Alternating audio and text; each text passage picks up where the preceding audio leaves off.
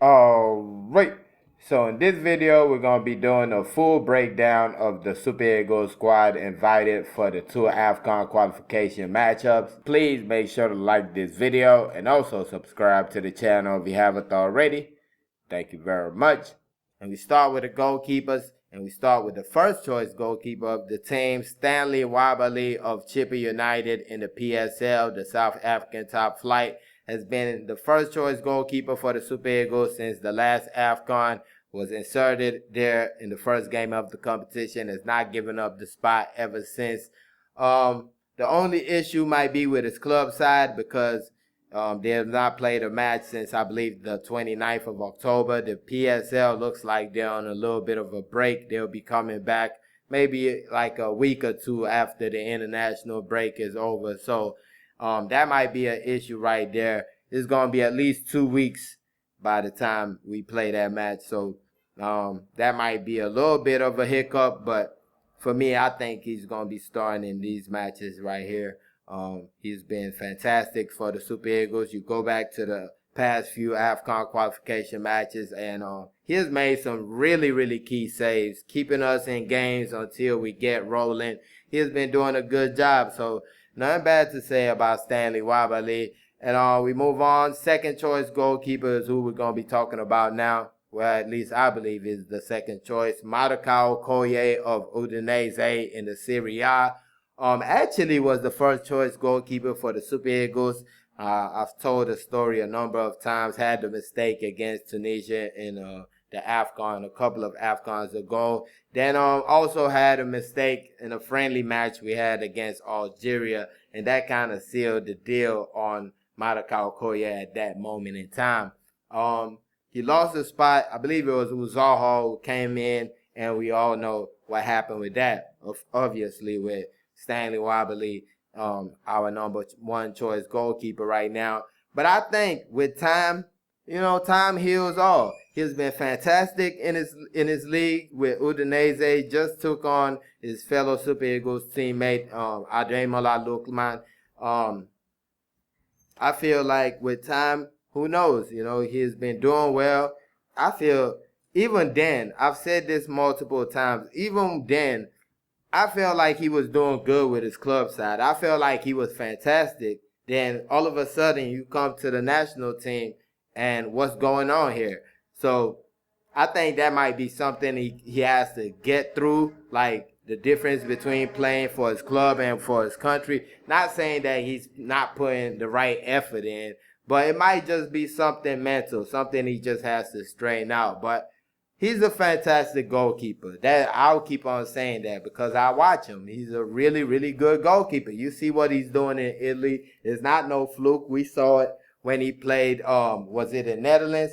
Even in Netherlands, when you remember, I say you remember like I'm talking y'all direct, but when that fan came out the stands trying to fight Madakao Okoye, I saw what I'm seeing right now. Like that, he's a man. He's not a little boy you just play with. That fan came out drunk, all that, just coming belligerent and stuff like that. Madakao looked at him like, man, I put you in the ground right now. So Madakao Okoye, I believe in him. I feel he has the right mindset. He just has to get there. And his time will come. His time will come. You never know with football. Anything can happen. And we move to the third goalkeeper on the list, and that's Amas Obasogi of Bahir Da Kanema in the Ethiopian top flight. Actually played for Bendel Insurance in the NPFL like a few seasons back. Did real well with them in the Champions League one season. They went away, played the Algerian side. He was fantastic in the whole two-legged affair. It went into penalty kicks, and he was the hero there. And you even look at now that he's with Bahir Dar Kanema in Ethiopia. His team is doing real well. I mean, defensively, they're doing real well. You look at the numbers right here. They've only conceded 3 goals this season in the 7 matches that they've played. So you got to give the goalkeeper of the team a little bit of that credit, right? The big problem, though, 5 goals out of the 7 matches, that I guess that's an issue for Kanema, but Yeah, Amaso Basogi, real good goalkeeper. Still kind of don't understand the move to Ethiopia. I feel like he's a goalkeeper that could have found even maybe South Africa, something like that. I think he would have been capable of going there, but I mean, it is what it is. I feel like he's a good goalkeeper. Probably won't play. Maybe might get a chance in the second match, depending on how we get a result in the first one. But yeah, Amaso Basogi, he's a quality goalkeeper, though. You can take that to the bank. And we move on to the defenders. First on the defensive list, you got Bright Osai Samuel of Fenerbahce. So Bright is a fullback for the team. He can play as a right back and a left back. Did that at the last AFCON. Came into the team before the last World Cup in a friendly match we played against Portugal. Has been in and around the team since then. Real quality player, hard-nosed player, a Jose Mourinho type player. You see him putting in work for Jose Mourinho and Fenerbahce. By the way, keep him away from Victor Osimhen. We don't know what evil message Jose Mourinho sent. Nah, I'm just playing. But Bright Osai Samuel, tough as they come, quality player. He has the quality, has the toughness, the character. Definitely a player that we're lucky to have. And moving on, we got Calvin Bassey of Fulham in the EPL. He can play as a central defender and a fullback, but lately has been playing as a central defender for us. With his club side, week in, week out, you see Calvin Bassey in the Fulham lineup. And with the Super Eagles, it's basically the same thing. You always see him in the star lineup playing at that central defender position. Moving on, and we got William Truce Ekong of Al Khaloud in the Saudi Arabian top flight. William Truce Ekong, currently captain of the team. He says Hamed Musa is still the captain, but come on, man. William Truce Ekong is the captain of the team. But of course, he recently picked up that AFCON Player of the Tournament award. Now he has been nominated for the CAF Player of the Year award. So things have been looking on the up. With his club side, he has been playing week in, week out. I mean, I think that's what you would expect when somebody makes a big move to Saudi Arabia. Things have been going good over there. He's been playing. So he should be coming into camp sharp and ready to go. And next up, we got Ola Aina of Nottingham Forest in the EPL. He plays as a right back for the Super Eagles as of late. Can play as a left back. Really, in my opinion, can play anywhere on the pitch. Ola Aina. Lately, Ola Aina has been in great form, scored a great goal for his club, Nottingham Forest, not too long ago. They were on third position in the EPL not too long ago. I think they're like fifth or sixth position now, but having a nice season, Ola Aina. Hopefully he brings that into the Super Eagles camp with these two matches right here. And speaking of somebody who's been looking good lately, Bruno Onyemaechi, the next player we're going to talk about. Boa Vista fullback, Boa Vista in the Portuguese top flight. And lately for the Super Eagles, he's been fantastic. He's been fantastic. I've said it before, I'll say it again. He needs to put the ball in the back of the net. He has had enough opportunities, but you go back to the last game. This man created so much chances. His defending was so good. I mean, I like to nitpick sometimes. But I don't know. I can't pick some out that he was just bad at, and especially in that last game against Libya. For me, he was a player of the match. I think somebody said I've heard people say a couple of other players, but for me, Bruno Onyemaechi was the man of that match. He was fantastic.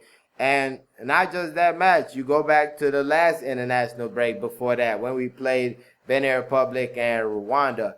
He looked real good then, too. I feel like he's coming into his own. He's making the position his own. And it's going to be real tough for anybody to knock him off that perch he's on right now as the Super Eagles left back. But moving on, and we're going to talk about Gabriel Ocho, the central defender who plays for Auxerre in the French top flight. Gets his first official, has been called up. I believe he was called up in June. Could not make it because of injury. Now gets another call up, so you can say his second call up, but an opportunity to get his first cap for the Super Eagles. Now with his club side, he has been playing week in, week out. He has been playing with his club side They just had a big win. They took on Marseille and they defeated them by 3-1. Marseille was looking to climb up the league table, at least to number 2 on the table, but they stopped all that. And he had a good performance in that game, played 90 minutes for his team. So it's just going to be all about when he gets his opportunity, what's he going to do with it. That's what it's all about. I think there's nothing anybody can say, right? There's nothing like, oh, look at the club he's coming from. Oh, look at the league he's playing. Oh, he's not playing too much. He checked all those boxes. So now is the final box. Can you come into the Super Eagles and make a position your own? But moving on, and last but not least, we're going to talk about Victor Collins of Nasarawa United in the NPFL, a central defender for his team. Actually played for the Super Eagles assistant coach last season, Daniel Gumodede. Played for him at Remo Stars, and now he's on loan to Nasarawa United, which is kind of crazy. If the coach felt like he wasn't good enough to stay at Remo Stars and he had to go on loan, how is he good enough for the Super Eagles? But that's a story for a different day. The story I want to talk about is the fact that Nasarawa United not that good defensively.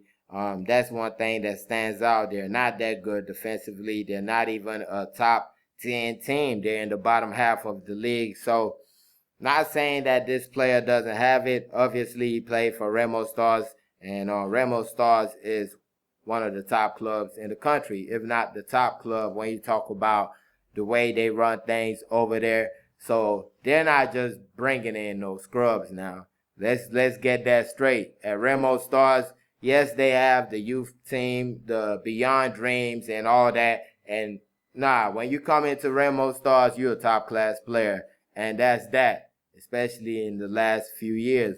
But let's see. Me personally, I've not watched Victor Collins. I've been told about him ever since the call-up. Obviously, you're going to ask around and things like that. But next up, we go to the midfielders. Alex Iwobi of Fulham in the EPL. Alex Iwobi has been in the star lineup for Fulham consistently this season. Just had an assist in their last match before this international break. So as a man coming into the team on form with the Super Eagles, he has started all but one match in these AFCON qualifiers. That was the match against Rwanda. Still don't know why he didn't start in that one right there. But the last match we played, that was against Libya and Uyo. He had a number of opportunities, missed some pretty good chances. And I'm thinking he's going to try to make right that situation next time out. And expect Alex Iwobi to come out swinging in this one right here. I wouldn't be surprised if he gets on the score sheet trying to make amends for his last outing. Even though he didn't play bad, it was just that he missed some pretty good chances. And next up, we got Frank the Tank Onyeka of Augsburg in the Bundesliga, currently on loan from Brentford in the EPL. And Frank the Tank Onyeka moved from Brentford to the Bundesliga for playing time, and that's what he's been getting consistently at Augsburg. And with the Super Eagles, he started in the last match we played against Libya and Uyo. Kind of was a surprise though, but had a good performance in my opinion. One of the best in that midfield three right there. But Frank the Tank Onyeka, big strong midfielder, has goals in his locker, assists in his locker. Would like to see a little bit more of that with the Super Eagles, but definitely a quality player. And next up, you got Alassane Youssouf of New England Revolution in the MLS. Alassane Youssouf recently moved to the MLS from Belgium. I kind of felt like he should have stayed in Europe, but so far so good. He's been getting call-ups to the Super Eagles. His team has not played since October, middle of October, kind of. Let me see the exact date. Okay, the 19th of October was the last match he played, actually against Inter Miami, Messi's club. Played 90 minutes in that one, got an assist. But I think his last game for the Super Eagles, probably a friendly, or you go back to the AFCON, definitely has played in a friendly, but the one I mainly remember was the AFCON semifinal against South Africa was his last game. Quality player, He's been getting call-ups even though he moved to the MLS. So definitely seems like the coach sees some in him. And let's see. I'm not sure if he's going to play in this first one, but I'm pretty sure if we get a win in that first matchup, the second matchup, he definitely should be getting an opportunity. But moving on, and next we got Wilfred Ndidi of Leicester City in the EPL. Wilfred Ndidi, one of the vice captains of the team with his club side. He has been getting some good playing time. The club has not been doing that well, although they just came in from the championship. So as long as they're not in relegation zone, that's not that bad. But Wilfred Ndidi this season, the EPL, 4 assists for Leicester City. That's pretty good right there. No goals yet. I feel like he has goals in his locker. Those will come this season, hopefully. But with the Super Eagles, one of the key men in the midfield for Augustin Eguavon's side, had an assist in the match against Benin Republic, the one to Victor Osimhen, pretty nice one. Definitely need to see more of that from Wilfred Ndidi in a Super Eagles shirt. And next up, you got Fisayo Dele Bashiru of Lazio in the Serie A, the Italian top flight. And this guy is just a top-class player, in my opinion. With his club side, it's not been getting that much playing time. Let me keep it real. So in his team's last 10 Serie A matches, he has played a total of 19 minutes. That's 2 different appearances, one against AC Milan and lately one against Calgary. Then you go to the Europa League. He gets a little bit more time in the Europa League, but there are only so many games. They've only played 4 games in the Europa League. He's played in 3 of those, and to his credit, he has put up some good performances in those matches. 1 goal, 2 assists in the 3 matches he has played in the Europa League. But in total, he has made 7 appearances this season, 1 goal, 2 assists altogether. But I feel like this is one of those situations right here where a player, if you look at his numbers at club level, you're like, this player is not deserving to be in the Super Eagles. But if you just go back to our last match, you definitely know that's a crazy statement. This guy definitely deserves to be on the Super Eagles. And he proves it every time he steps on the pitch to represent us. Next up, last but not least of the midfielders, we got Raphael Onyedika of Club Brugge in Belgium's top flight. Raphael Onyedika, defensive midfielder for club and country. With the country, probably you could say the first midfielder off the bench.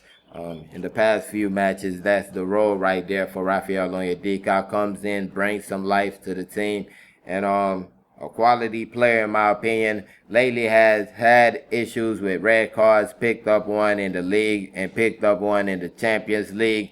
The one in the league, I don't know if it got reversed or anything because he played in the very next match. And when you look at the numbers, I was talking in a previous video kind of cautioning Raphael Onyedika on red cards, and you look at the numbers, he has not had a yellow card all season. That's crazy right there for a player playing in the position he does. Not a yellow card all season, not in the Champions League or his league. I don't know if that stat is wrong, but normally don't see wrong stats from transfermarket.com. But either way it goes, he's a quality player, a player that I believe will be playing in one of the top leagues next season. That's how much quality he has right there.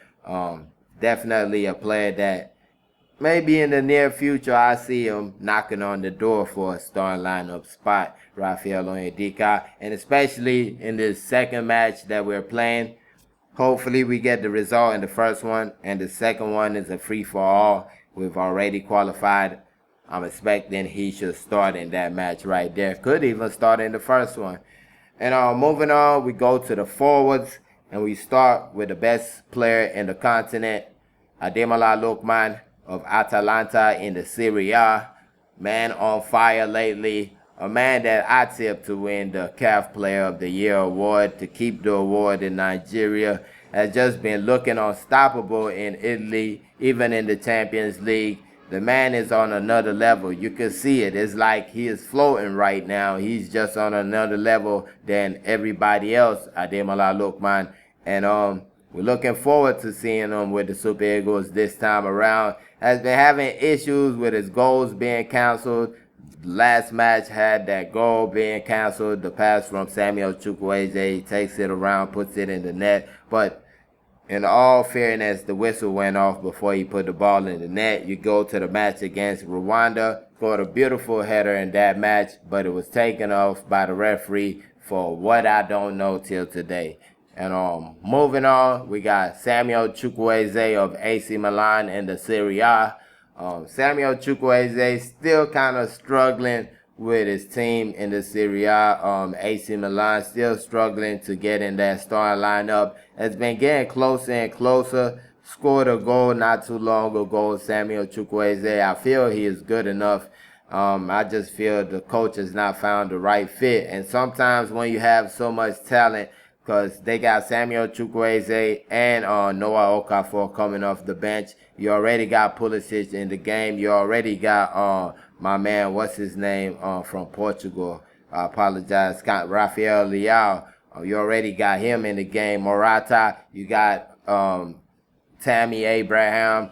You got so many attackers, and that could be an issue for a coach. How do you manage to get all these players in the game and get them to do what you need them to do? That could be an issue, and we have that same issue with the Super Eagles. We got so many good attackers, and it kind of might just give the coach a brain freeze. Like, what do I do with all these players? Do I play this guy? Do I play that guy? How long do I give this guy? How much of a leash do I give this guy? So I think that's what the issue Samuel Chukwueze is having at his club level. With the Super Eagles, I've seen the complaints, but we got to keep it real, y'all. You complain about Ademola Lookman's goal getting canceled, and you act like, who passed them that ball? That ball was beautiful. That was Samuel Chukwueze who did that. He has done things like that in a number of games. Beautiful assists he's been giving his teammates. Yes, he has a moment.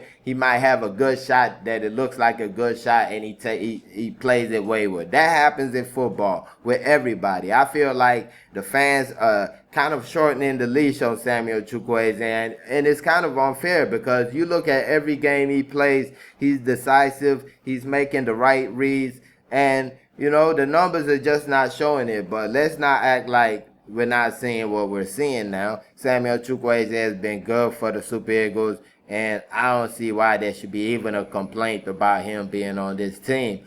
And speaking about complaints, a player that I definitely know nobody's complaining about, Victor Osimhen of Galatasaray in the Turkish Super League. Definitely perfect timing for Victor Osimhen to return back to the Super Eagles, because he's a man on form right now, a man that touches anything and it turns into gold. Victor Osimhen, some beautiful goals, just scored against Tottenham in the Europa League, scored twice against them, came back to the Super League, scoring twice again in another match.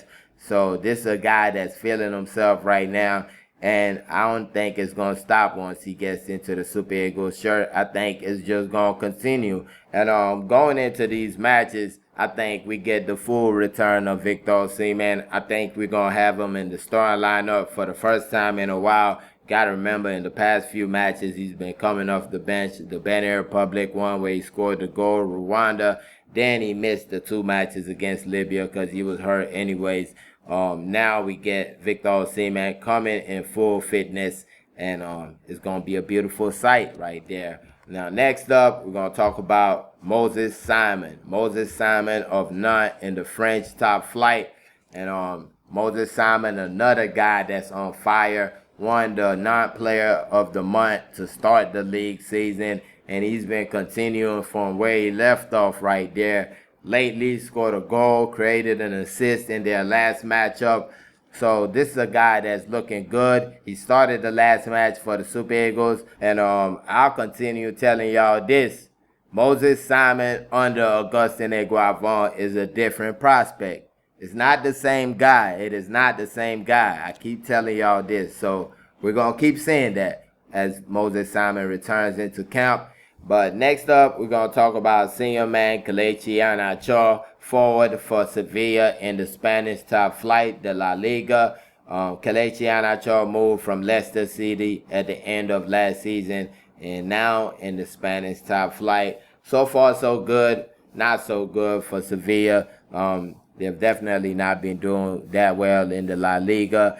And with Kelechi Iheanacho, no goals, no assists yet in the La Liga, but he has been finding his way into the team. You even look in the last match he played on the left wing, and that's just a sign of a coach that feels like, look, I got to find a way to get this guy in the lineup. That's what it looked like to me.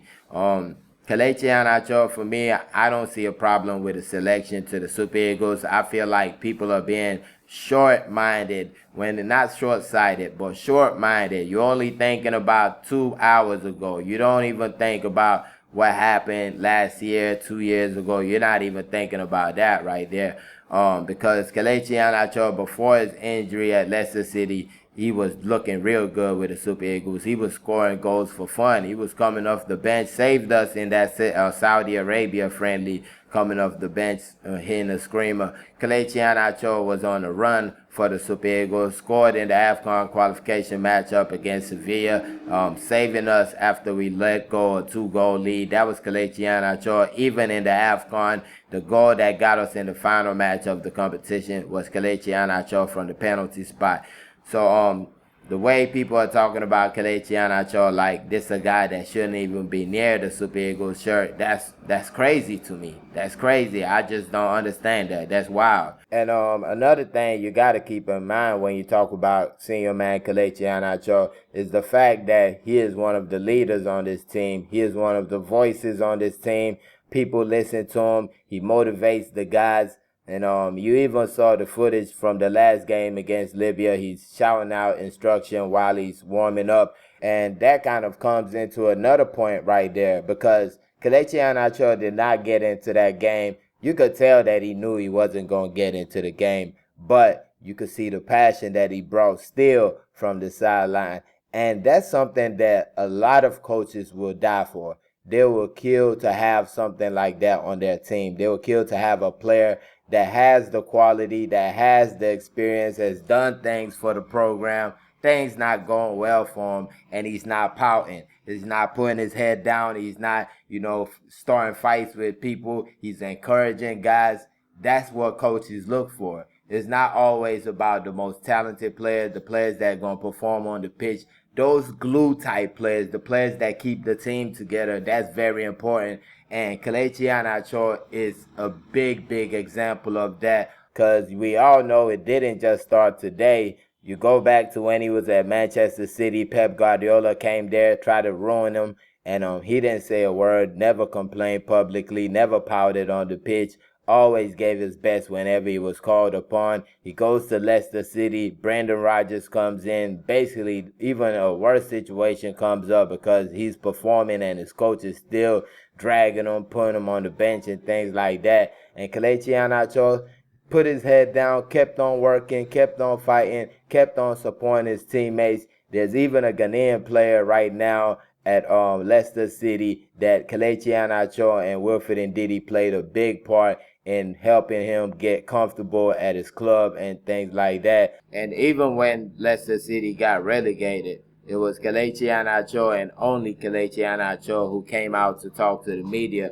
The other players were hiding their faces, but he stood up, faced the music, and that just shows you what type of guy he is. He's a leader. He's somebody that wants to put everybody's best interest first ahead of his own. So this is a guy that I don't think we should just throw away from the Super Eagles. That's just my opinion now. That's just my opinion. Moving on. Next up, you got Victor Boniface of Bayer Leverkusen in the Bundesliga. Victor Boniface hit the ground running this season, has been scoring goals. Has had a couple of lull moments. The past couple of matches has not found the back of the net. Did have that accident that he suffered. Thank God for his life and that nothing happened to him health-wise. But that is a situation that could affect somebody mentally. But I'm not saying that's the reason why he didn't find the back of the net. I'm just saying, though. But Victor Boniface, top-class player, has not scored his first goal for the Super Eagles, which is kind of weird. And hopefully he does get it in this international break. I don't think him not scoring would stop him from being invited because he's just that good a player. But you'll always want to get your first goal for a team sooner than later. And hopefully Victor Boniface does it in this international break. Really good striker Victor Boniface is. And another striker, this one, a lot of complaints about Sadiq Umar of Real Sociedad in the La Liga, the Spanish top flight. A lot of complaints about Sadiq Umar being on the team, and mostly having to do with his numbers at Real Sociedad this season. So he has had 6 appearances in the league, only 2 of those being starts, no goals or assists yet in the league. Then in the Europa League, he has had 2 appearances. Both of them were starts, though. Actually played 90 minutes in one, had an assist in another matchup that he played in.